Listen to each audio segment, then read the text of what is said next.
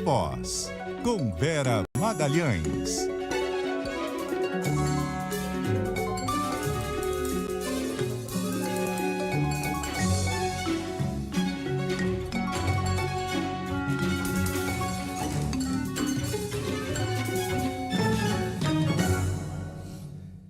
Vera Magalhães, nas nossas telas. Tudo bem, Vera?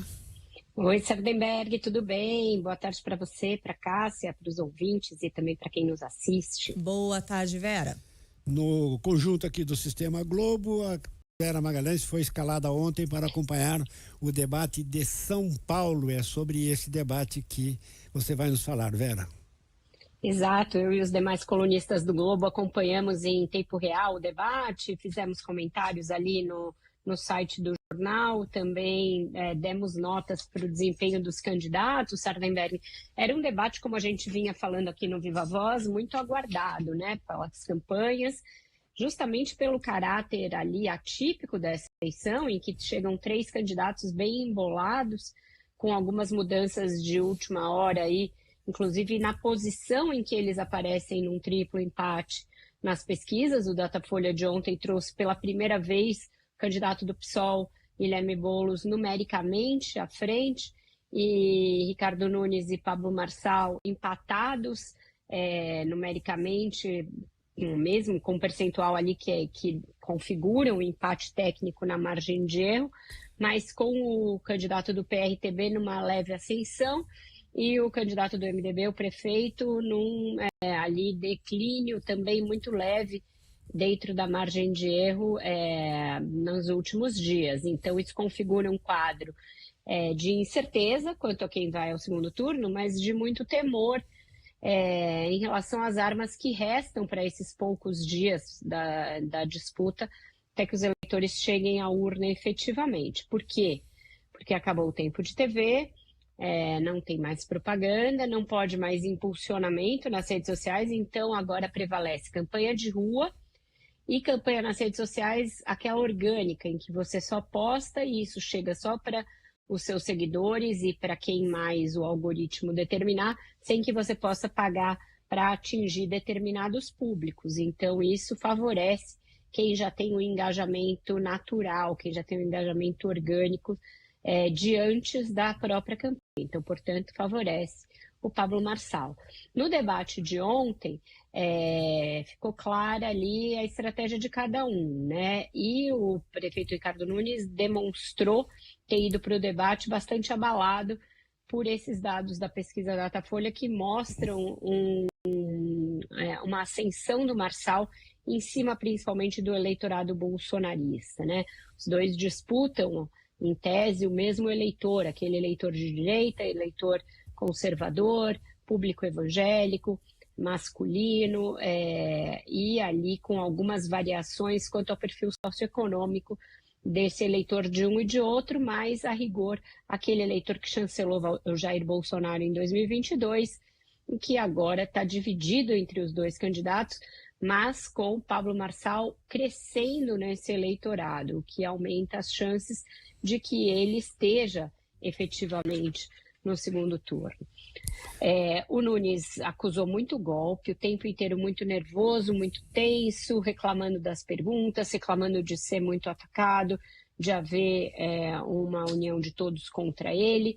Deixou para suas considerações finais para responder ao caso do boletim de ocorrência que foi registrado pela sua mulher há muitos anos, numa época em que eles estiveram separados, que ele evitou desmentir ao longo da campanha, deu informações desencontradas a esse respeito, para ir no último debate, na sua última fala, dizer que se tratou de um boletim por mensagens ali agressivas que ele trocou nesse período de separação e não por uma agressão. Durante a campanha, eu apurei que se discutiu muito levar a dona Regina, mulher do prefeito, à TV, no horário eleitoral, mas ele próprio resistiu a essa ideia e o seu marqueteiro Duda Lima também não concordou. Então ficou esse caso aí para o último minuto e, tendo de responder a isso, ele não usou a sua fala de despedida para pregar o voto útil, que é a principal estratégia da sua campanha para levá-lo ao segundo turno, essa ideia de que ele é o único que vence o Boulos, com certeza, num segundo turno, coisa que as pesquisas mostram que o Marçal não conseguiria pela alta rejeição que ele tem. Então, desperdiçou a chance de fazer uma campanha pelo voto útil no final. Tabata e Boulos se mostrando muito propositivos, muito assertivos em relação às propostas e também ali muito incisivos em relação ao Marçal e ao próprio Nunes. E a Tabata teve um momento de questionar as contradições do Boulos, como já vinha fazendo, porque ela não quer ver a sua intenção de voto definhar na reta final e chegar na urna muito pequena em razão de um voto útil de esquerda. Então, cada um com a sua estratégia bem definida. Agora, Vera, sobre pesquisas, a gente tem algumas pesquisas ainda antes do dia da eleição, né? Sim, amanhã sai uma rodada do Datafolha, sai uma rodada da Quest também, as duas ali por volta das 4 da tarde, nesse período de 4 às 6 da tarde, e que vão ser decisivas. Os institutos têm evitado fazer pesquisa boca de urna, né? Aquela que você faz com o eleitor já indo votar ou já tendo votado, porque elas têm uma duração muito curta em razão da apuração ser muito rápida. Então você gasta muito dinheiro para ter uma vida útil muito curta. Então as pesquisas de boca de urna, entre aspas, acabam sendo essas da tarde de sábado, com muito temor por parte dos institutos, o Sardenberg, porque as de 2022 se mostraram totalmente desencontradas em relação ao que se viu nas urnas. Em São Paulo, uma distância gigantesca entre o que as pesquisas da véspera mostravam, principalmente para o candidato Tarcísio Nunes, que vinha em segundo ali lugar, muito distante do Fernando Haddad, e chegou às urnas em primeiro e muito à frente do candidato do PT. Então, os institutos fazendo muito head nessa reta final, falando, olha, tem muito voto de última hora, tem voto volátil.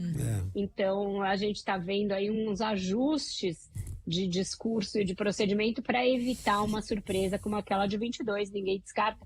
Veja Belo Horizonte, por exemplo, em que você tem empate tríplice numérico. Os 3 candidatos que estão na frente com 21. É muito pouco provável que no mundo real os 3 tenham exatamente a mesma votação, mas assim, a gente tem um cenário em que tudo pode acontecer. BH e São Paulo muito próximas nesse sentido, e também com 2 prefeitos que assumiram o cargo, não tendo sido eleitos, né, sendo vices, tanto o Ricardo Nunes aqui quanto o Fouad Noman, tentando ir ao segundo turno e enfrentando ali incerteza quanto a essa possibilidade. E principalmente nessas 2 cidades, Vera, a gente tem essa situação de indefinição para o resultado do primeiro turno, e aí quando começar o segundo turno a gente sabe que é outra eleição, né? Nos 2 casos tem esse componente, Cássia. Os 2 prefeitos que não são tão conhecidos, que não empolgam tanto a população, que não foram votados, tentando se fazer conhecidos na reta final e ao segundo turno, porém, numa situação de segundo turno, se beneficiando dessa circunstância de serem os menos rejeitados. Então, aí sim, com uma chance melhor. Eu me lembro que quando eu prestei vestibular, o meu maior medo era da primeira fase da FUVEST, aquela em que você assinala resultados. Eu falava, bom, na dissertativa eu me garanto. Então, para mim, a segunda fase era mais fácil do que a primeira. E acabou acontecendo. Eu passei para a segunda fase por uma margem muito pequena e depois entrei na ECA, na USP, que tinha só 25 vagas. Eu vejo a situação desses 2 para um segundo turno muito assim. É mais difícil chegar do que ganhar. É uma idiosincrasia, mas é real nos 2 casos. Tá certo. Bom, ficamos a postos desse fim de semana. E só para completar, as pesquisas que serão divulgadas amanhã, as pesquisas estão sendo feitas entre hoje e amanhã cedo, né? Fresquinhas, tipo pão saindo da padaria, com a casca bem crocante, Sardenberg. E uma interrogação em cima, assim, olha, pode ser que sim, pode ser que não. Tá certo. Vera, obrigado, Vera. Até um ótimo jornal para vocês. Até mais tarde no Viva Voz com um resumo dessa semana decisiva.